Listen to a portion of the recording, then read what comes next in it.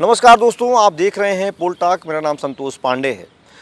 वसुंधरा राजे सिंधिया एक बड़ा नाम है, बड़ा चेहरा है, लेकिन राजस्थान में अब पूरी तरह से वो दिखाई नहीं देती हैं। उनको लेकर के समय समय पर उनके समर्थक ये कहते रहते हैं कि राज्य की वापसी होगी, राज्य को केंद्रीय मंत्री बनाया जाएगा, राष्ट्रीय अध्यक्ष बनाया जाएगा, उनके बेटे को कहीं एडजस्ट किया जाएगा, राज्य की ही चलती है, राज्य की सरकार में बहुत चलती है, उनके ही अधिकारी हैं, उनके लोग ही काम कर रहे हैं, सब कुछ उन्हीं का है, सरकार तो बस देखने मात्र की है, राज्य चाहती तो ये हो जाता, राज्य चाहती तो वो हो जाता, तमाम सारी बातें हैं। लेकिन आज हम आपको वो बताने जा रहे हैं जो हम यहाँ पर लगभग 2-2.5 सालों से लगातार सुन रहे हैं कि आखिर चूक कहाँ हुई राज्य से, क्यों राज्य सीएम बनते बनते रह गई। क्या वाकई में उन्हें पता नहीं था कि राज्य सीएम बनेगी, या उन्हें ये भी पता था कि उनके साथ धोखा नहीं होगा, या उन्हें ये भी पता था कि वो जो अपना तेवर दिखा रही हैं उसे केंद्रीय नेतृत्व उलझेगा नहीं बल्कि सुलझ जाएगा, या उनकी बात नरेंद्र मोदी अमित शाह तक पहुंच जाएगी, या उनकी बात जेपी नड्डा मान लेंगे, या उनसे कोई उनके लिए चुनौती पेशकश यहाँ नहीं की जाएगी। आइए वो चूक की चर्चा करते हैं। राजस्थान में आप कहीं भी बैठेंगे सत्ता के गलियारे में या विपक्ष में, तो हर कोई ये कहता हुआ फिरता है कि वसुंधरा राजे से ये चूक हो गई। कौन सी चूक?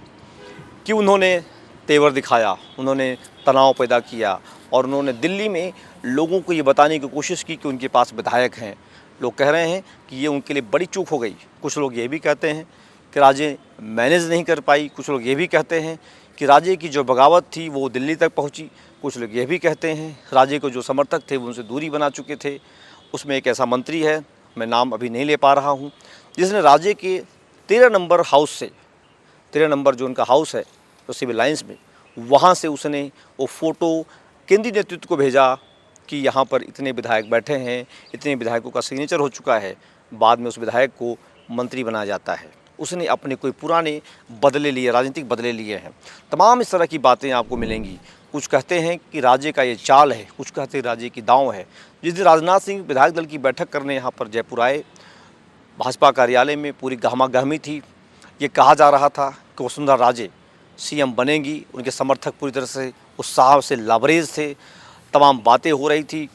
कई विधायकों ने सुबह सुबह जाकर के 13 नंबर पर अपनी हाजिरी भी लगा ली कि वसुंधरा राजे ही सीएम बनेंगी, क्योंकि उन्हें कोई चुनौती दे नहीं सकता, यहाँ कोई चेहरा नहीं है, कोई कहीं पर टक्कर नहीं है। लेकिन क्या राजे ने जब पर्ची खोली तो वो उनकी चूक थी। तो कुछ लोग कहते हैं उन्हें पहले बता दिया गया था, कुछ लोग कहते हैं उन्हें पर्ची खोलना नहीं चाहिए था, कुछ लोगों ने ये भी कहा कि उन्हें पर्ची खोलते समय ये बता दिया गया था कि किसका नाम है।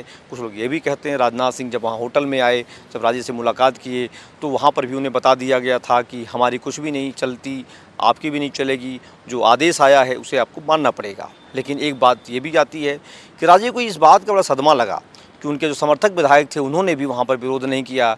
वहाँ ये भी कहा जाता है कि राजे जब पर्ची खोल रही थी तो राजनाथ सिंह ने कह दिया था कि जो फैसला होगा वो वसुंधरा राजे से पूछ करके होगा। तो समर्थकों को लगा कि राजे की ही सहमति है। लेकिन भजनलाल का नाम आने के बाद जिस तरीके का समीकरण वहाँ बना, वहाँ कुछ भी बगावत, विरोध और समर्थन दिखाई नहीं दिया।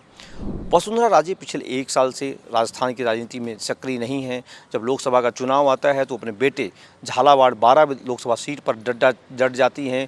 उन्हें यह भी अंदेशा था कहीं ऐसा ना हो उनका बेटा चुनाव हार जाए।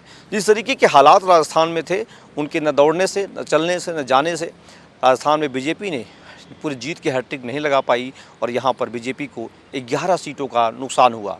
कहा जा रहा था उपचुनाव में राजे नाराज रहेंगी तो बीजेपी 0 सीट पर आउट हो जाएगी।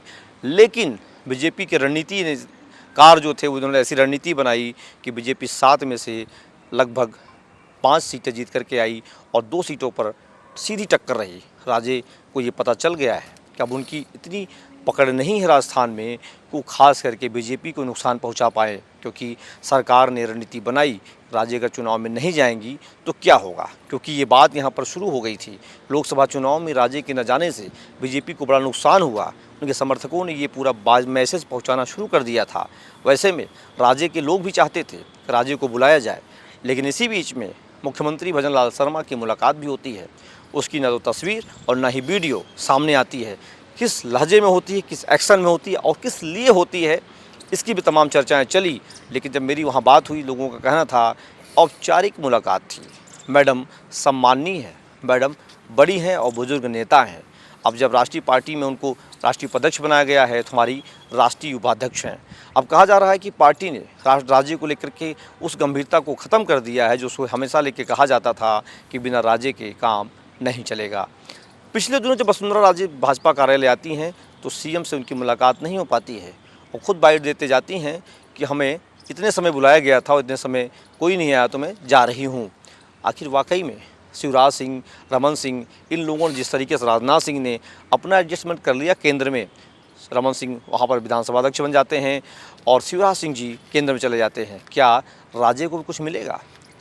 या जिस चूक की चर्चा यहाँ पर लगातार होती है उन चर्चाओं में कोई वास्तविकता है या उनके समर्थक अपने मन की अलग अलग कहानियाँ गढ़ते रहते हैं? अभी फिर चर्चा है कि राज्य की वापसी हो सकती है, लेकिन सूत्रों का कहना है कि राज्य की अब कुछ भी यहाँ पर होने की संभावना नहीं दिखाई दे रही है, क्योंकि उनके समर्थक विधायकों ने भी अब मोर्चा खोल दिया है। उनको लगता है कि उनकी अंतिम पारी राज्य के समर्थन में ही खत्म हो जाए। विरोध में न आने की वजह से राज्य को नुकसान हुआ और अब उनके लोग इस बात को मानने के लिए तैयार हो गए हैं, उन्हें मंत्री भी नहीं बनाया जा रहा है। तो राजस्थान की राजनीति में ही नहीं, राज्य का जो पकड़ है वो भारत के मध्य प्रदेश, उत्तर प्रदेश, बिहार में भी और राजस्थान में, इन 4-5 राज्यों में एक अच्छी पकड़ है। इधर भी राज्य ने दिल्ली में प्रचार किया, न हरियाणा में प्रचार किया, और न कहीं प्रचार किया। जबकि उसके पहले जब यहाँ पर सरकार अशोक गहलोत की थी तो राज्य कई राज्यों में जाकर प्रचार करके आई थी। यूपी में भी उनके कुछ दौरे थे, झारखंड में दौरे होते थे, लेकिन राज्य ने अब दूरी बना ली है। उसके क्या परिणाम होंगे या देख पाना मुश्किल है, लेकिन राज्य की चूक क्या रही ये वो खुद बता पाएंगी या राज रह जाएगा। लेकिन चर्चाओं का बाजार कुछ इसी तरीके से राजस्थान की राजधानी जयपुर में सत्ता के गलियारों में, विपक्ष में और नेताओं के बीच में चलता रहता है। अगर ये रिपोर्ट आपको अच्छी लगी हो तो कमेंट करके ज़रूर बताइएगा। देखते रहिए पोल टॉक। धन्यवाद।